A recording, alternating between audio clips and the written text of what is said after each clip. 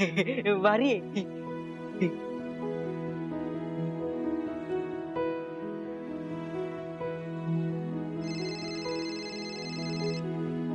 Gaja phone कोणाचा आहे बघ.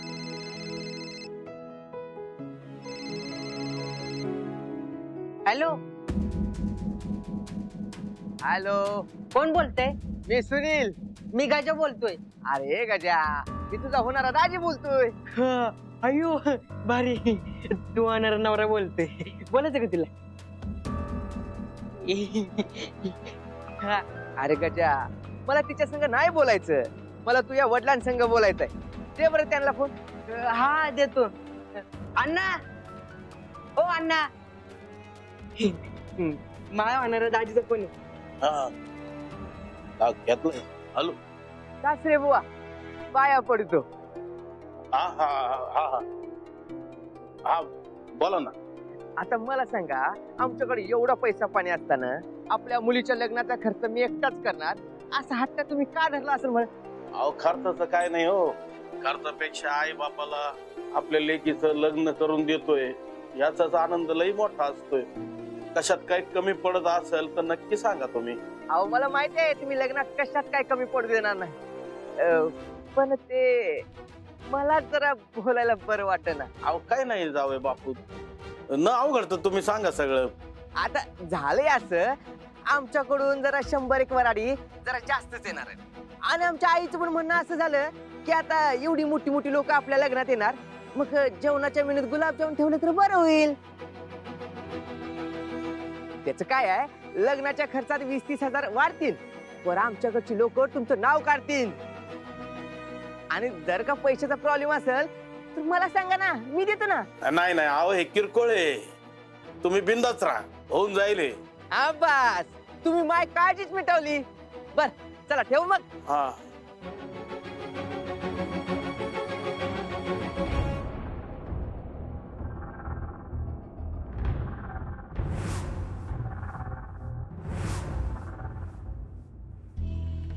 कांता शेठ, तुम्ही जसं म्हणलंय तसं केलं. शाबास. कांता शेठ, तुम्ही माया बरोबर असं नका वागत जाऊ. हे खड्ड्यात उभा करून माझ्याकडून कापड बदलून हे असं काय काय करायला लावले. काय सांगू तुम्हाला, पाठी मग 2-2 ठिकाणी खर्च आटलाय. तुला काय 5 स्टार मध्ये हॉटेलचं रूम द्यायची का कापड बदलायला? सुनिया, सुशिक्षित बेकार आहे ना तू. मायामुळे तुला 4 पैशाची नोकरी लागली. तक्रार करायची नाही, सांगेन ते ऐकायचंय. कसं नाहीतर तू ही आर्थिक रोजंदारी आहे ना, ती पण आम्ही काढून घेऊ. अरे लोक रस्त्यावर येतात, तुला आम्ही खड्ड्यात आणू. चालन? आता अजून पैसे कुठून आणायचे? आणि आधी ते बुंदीचं ठरलं होतं ना, मग हे गुलाबजामुनचं काय मध्येच? तुम्ही ना मान्यच नव्हतं करायला पाहिजे ना. अगं नाही, कसं म्हणणार आपण? आपली काही इज्जत राहिली असते का तिथं? मग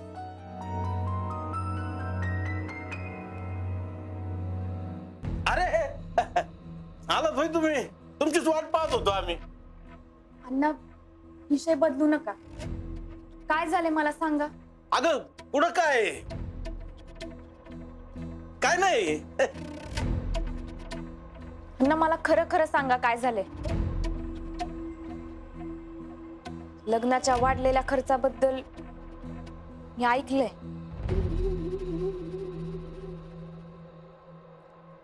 खर्च वाढलाय, पण आता तुम्हाला काय सांगायचं. पण आधी सारंगरावांनी 50 हजारांची मदत केली आहे, त्यांच्यावर मला जास्तीचं वजन नाही टाकायचं पोरी. अण्णा, भक्तीचं लग्न फक्त तुमच्या दोघांची जबाबदारी नाहीये, आपल्या सगळ्यांची जबाबदारी आहे. आणि यांच्यावर ओझं टाकायचा प्रश्नच येत नाही, कारण मी हे होऊच देणार नाही. अगं मुक्ता, मी तुमचं कर्तव्य पार पाडले. आता भक्तीची मोठी बहीण म्हणून मला मावं कर्तव्य पार पाडायचं. मला माहित आहे तुम्ही काय दादा पण मदत करायला तयार होतील, पण अण्णांना हे अजिबात आवडणार नाही. आता मला मावं कर्तव्य पार पाडायची वेळ आली.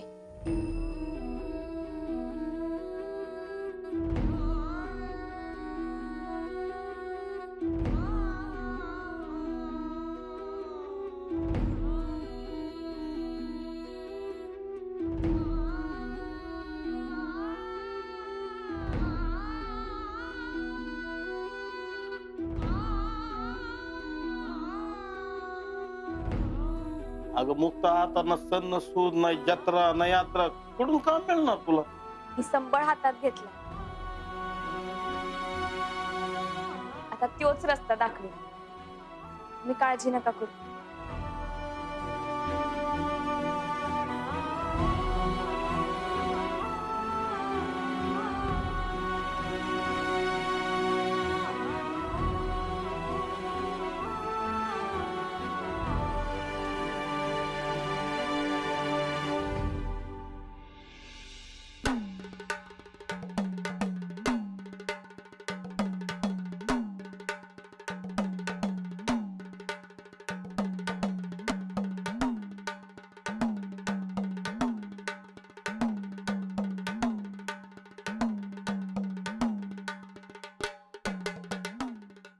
सासरी गेल्यावर पहिल्या दिवसापासूनच काहीतरी भयान करायला, म्हणजे कसं येणारा प्रत्येक दिवस ऍडव्हेंचरच असला पाहिजे. नको बाळा, अगं असं वागू नकोस. डोक्यात काढून टाक. झालं, बस झालं, सोडून दे विषय. अहो अहो ती तिच्या आईचं ऐकत नाहीये, तुमचं काय ऐकणार आहे? अगं रेणुका बाळा, हे बघ, मी तुझी काकी आहे ना, मी आजपर्यंत तुझ्याकडे काही मागितलं नाही. एवढंस मागते, प्लीज ऐक जरा माझं. नाही नाही, तू काही मागूच नकोस, कारण मी तुला देऊच शकत नाही ते. रेणुका, अगं काकी काय म्हणते ऐकून तरी घे. तू काहीच बोलू नकोस हा माझ्याशी. माझी अजिबात इच्छा नाहीये तुझ्याशी बोलायची. तू असं का बोलते? बेस, तुला त्रास द्यायची एवढी इच्छा होती ना माझी, छोटे केस उपटून काढू तुझे. रेणुका, पुरे झालं मूर्खपणा आता. ठीक आहे, वागते मी नीट. तुम्ही जा आणि मुक्ता वहिनीला परत घेऊन या. माझी पाठवणी करायला जर मुक्ता वहिनी असेल तरच मी छान वागेन आणि शाण्या मुलीसारखी सासरी सुद्धा जाईन. आता मुक्ता कशाला हवी येईला? हे बघ रेणुका बाळा, हे बाळ ऐक, तुझी पाठवणी करायला तुझी आत्ती आहे की नाही? हा, तुझी आजी आहे, काकी आहे, तुझी आई पण आहे. ती मुक्ता कशाला हवी आहे? बघा बघा कोण बोलतंय. अगं तू आहेस म्हणूनच तर एवढा मोठा घोळ झालाय ना. अख्ख्या घराला आग लावून भाकऱ्या भाजायच्या आहेत त्यावर तिला. बोल बोल बोल, सगळी भडास काढून घे मनातली.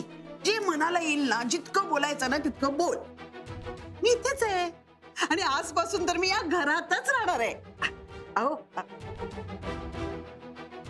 अहो, जा बॅगा घेऊन ये जा आपल्या. हो इथेच आहे मी. अंबिका, लय झाला तमाशा, बस कर.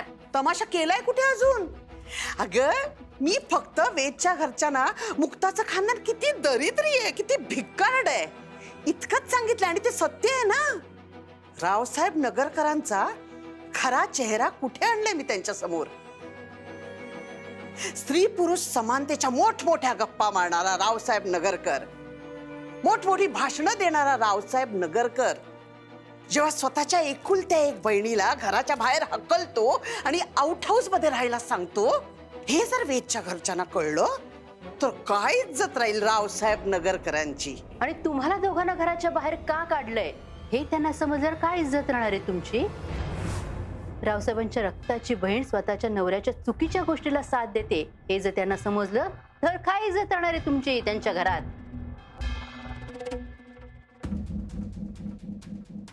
बरोबर आहे वहिनी, पण रावसाहेब नगरकरांची रक्ताची बहीण स्वतःच्या नवऱ्याला चुकीच्या गोष्टीत का साथ देते हे त्यांना कळायला नको का?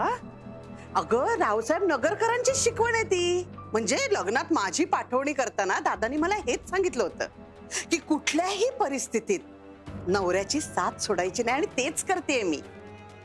आणि वहिनी मला एक सांग, तू तुझ्या नवऱ्याच्या चुकीच्या गोष्टीत त्याला कधीच साथ दिली नाहीस का ग? पण त्यांनी कुणाच्या गोष्टी कधी चोरल्या नाहीत किंवा लुबाडलेल्याही नाहीयेत.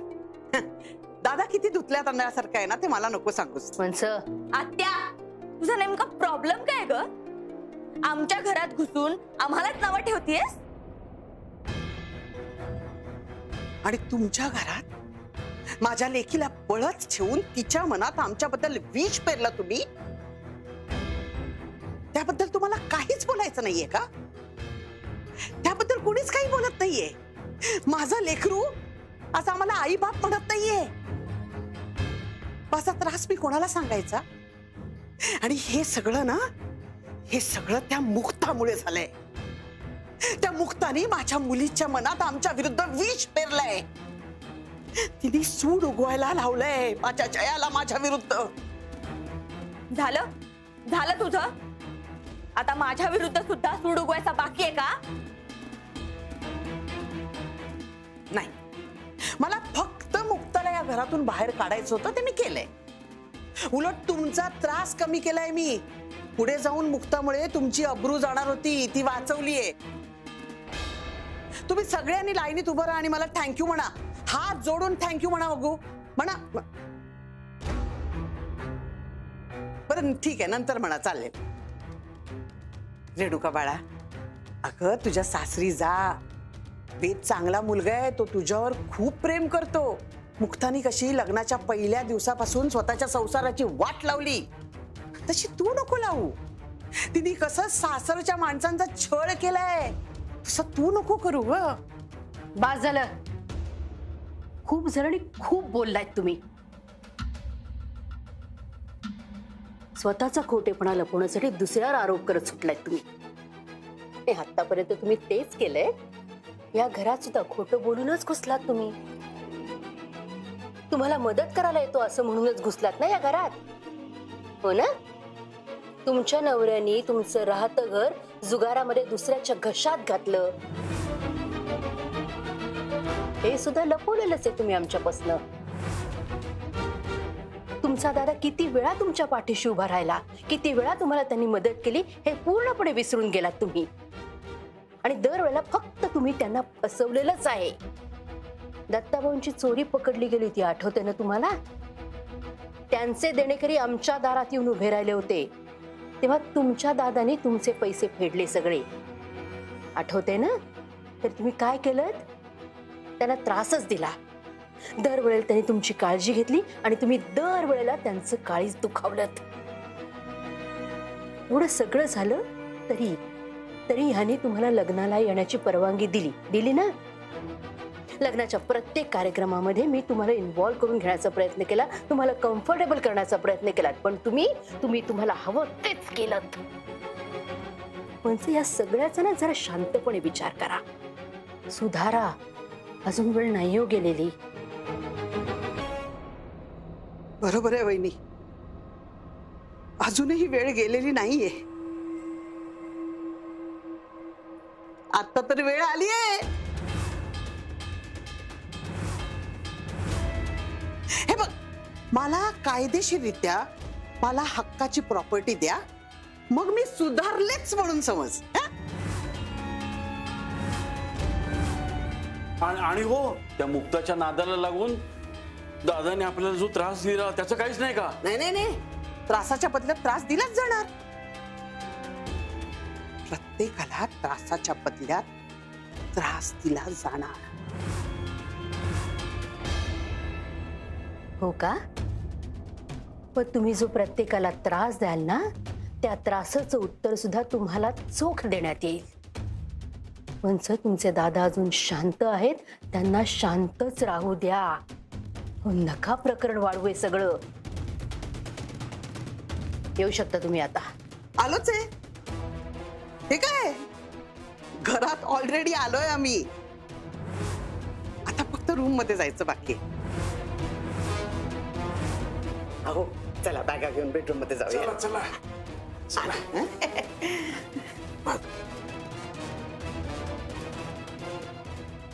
वहिनी, दादा कुठे गेले? आहेत, खोलीतच आहेत. रात्रभर झोपलेले नाहीयेत, सारखे फेऱ्या मारत होते. किती वेळा त्यांना सांगितलं, जरा पडा, निजा, डोळे मिटून तरी बसा. हो म्हणाले, पण ऐकलं काही नाही. झोपायला आलेच नाही. मध्येच माझा डोळा लागला आणि जाग आली तेव्हा खुर्चीत बसून होते, रडत होते. आपण रडतो हेही त्यांना कळत नव्हतं. आता डॉक्टरना फोन केला होता मी, औषधं आणलेत त्यांच्याकडनं, दिलेत औषधं, झोपलेत आता. दादा अतिशय बॅड फेज मधून जात आहेत ग. आणि हे सगळं टेन्शन त्यांना मुक्ता वहिनी घर सोडून गेले म्हणून आले. आणि आज जर मी सासरी निघून गेले तर मला नाही वाटत वहिनी परत येईल घरी. त्यामुळे आता हे तर फिक्स आहे की जोपर्यंत वहिनी घरी परत येत नाही तोपर्यंत रेणुका घराबाहेर जाणार नाही. मी इथेच राहणार, मी नाही जाणार.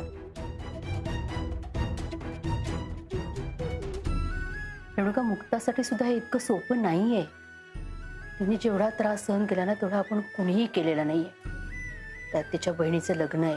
काय करत असेल ती पोर कोणास ठाऊक.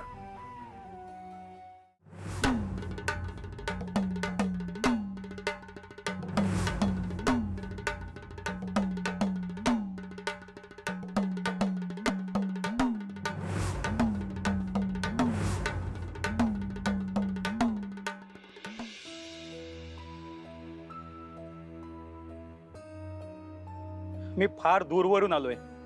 घरात पहिला मुलगा जन्माला यावा असा नवस देवीला केला होता. आज 5 वर्षांनी आमच्या घरात मूल जन्माला आलं आणि तोही मुलगाच.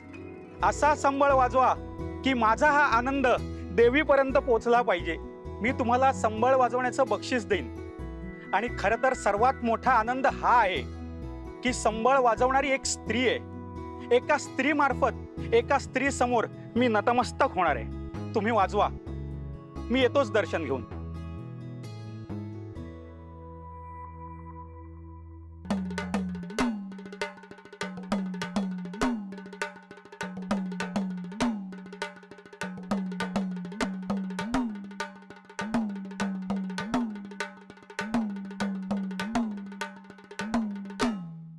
वा वा वा, काय जादू आहे तुमच्या हातात.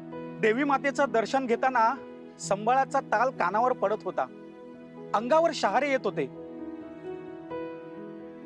देवी आईपर्यंत माझा निरोप पोहोचलाय असं वाटत होतं. हे घ्या तुमचं बक्षीस.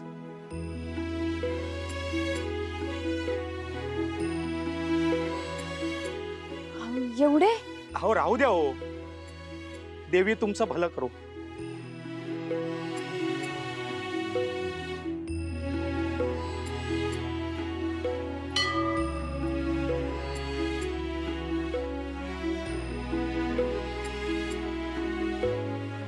देवी आई, तुलाच माझी काळजी आहे. तुला मुक्ताला पैशासाठी झुकायला लावलं नाही, कुणासमोर हात पसरायला लावलं नाही. तुला तुझ्या मुक्ताचा स्वाभिमान गहाण ठेवून द्यायचा नव्हता. हे उपकार झाले. अशीच पाठीशी राहा.